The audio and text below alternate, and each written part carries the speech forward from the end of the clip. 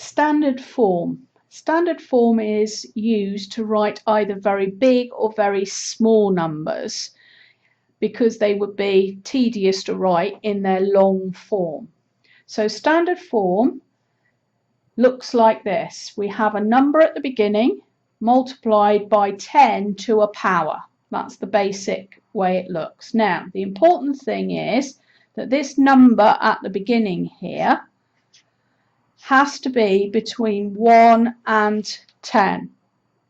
It can be 1, but it can't actually be 10. So the biggest would be like 9.99 something or other. So let's look at how we can change some numbers into standard form. So here we've got 0.00037. So the first thing we've got to work out is how to get this first number. So we're going to use the 3 and the 7, but to make sure that they fit between 1 and 10, it's going to be 3.7. Okay, so now what we've got to do is work out what the power is. So in other words, what we're saying is what would we have to either multiply by or divide by to get the 3.7 back to this, or vice versa. Okay, so there's a number of different ways you can do it. But if you think about the decimal point, we've popped it in here now in this bit. So how many places have we moved the decimal point? So it's gone 1, 2, 3, 4 places backwards there. And so because this is a small number and we're dividing by tens to get from here back to this, it's going to be -4 as the power. So here's another example. We've got a bigger number this time. So our initial number has to fit into this pattern here. So it's going to be 1.44. That's the only way we can get it to fit in this 1 to 10 gap. So we've got to figure out what the power is. So think about where that decimal point's gone in. Think about where the decimal point was before. It was over here. So the decimal point, if you like, has moved 1, 2, 3, 4, 5, 6 places in this direction. So the power we're going to put on here is 6. So every time we move, it's 10 times. Okay. Just let's quickly look at expanding these numbers.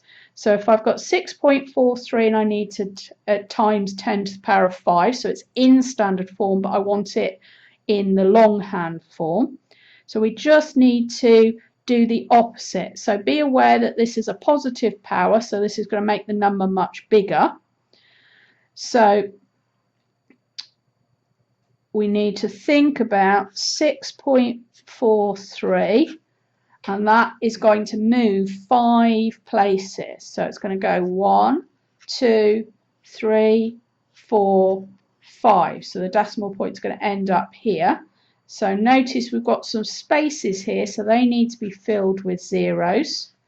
So our final answer is 643,000. One more example where we go the other way. So we're going to have 4.5, but this time the decimal point needs to move in the other direction 6 places. So it's going to go 1, 2, 3, 4, 5, 6. So that's where the decimal point is going to be, and we usually have a 0 in front of it. And this time we need to fill in these bumps here with zeros.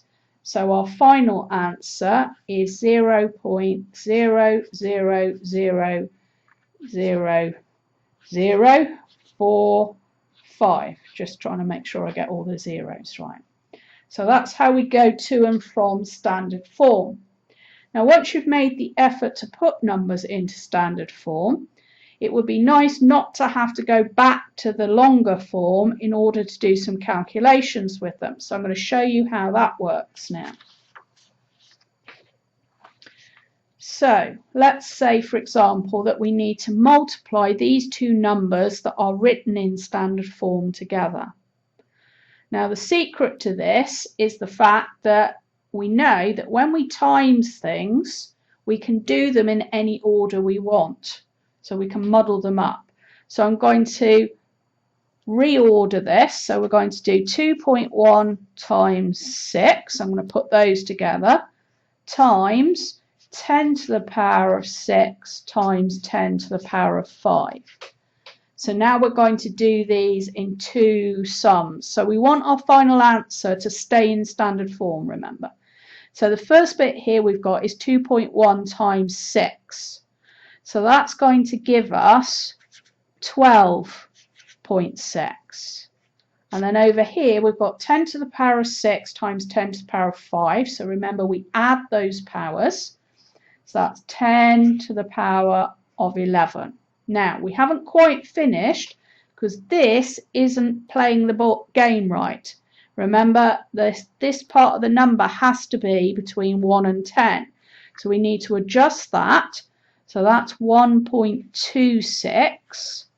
But because we've divided that by 10, we need to multiply this part by 10. In other words, the power is going to go up 1 to compensate.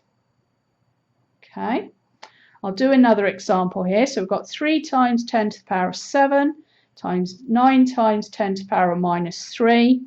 So we do 3 times 9 times 10 to the power of 7 times 10 to the power of minus 3. So 3 9s are 27 times 10 to the power of 7 plus minus 3 is going to give us 4. Now again, 27 doesn't fit within that 1 to 10 range, so we need to change that to 2.7. Because we've taken a 10 out of that, we've divided by 10, this has to go up by 10, so it becomes 10 to the power of 5.